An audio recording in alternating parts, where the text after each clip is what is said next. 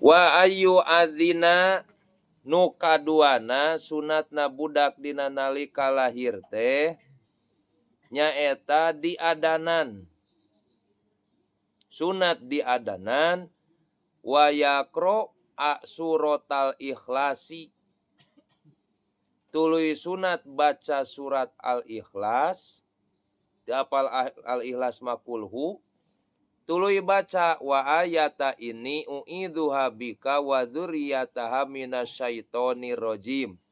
Baca ayat eta hafalkeun upieun da bapana da indungna mangke ripuh.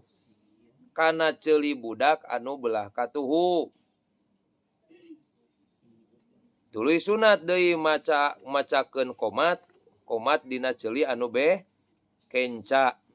Eta ini u'idzuha bika wa dzurriyyataha minasyaitonir rajim. Walau min imro'atin aw kapirin sanajan eta teh ti awewe atawa ti budak anu kafirnya. Man wulidalahu mauludun fa'adzana lahu fi udunihil yumna hadisna ye.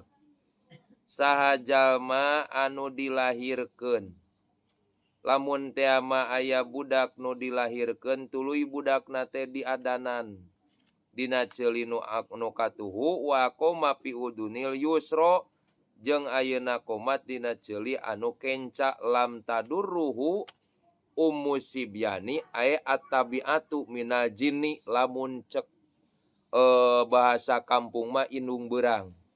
Moal matak ngamadaratkeun ayeuna indung beurang ti golongan jin wahya al-musamatu indanas bil qorina nu disebut qorin.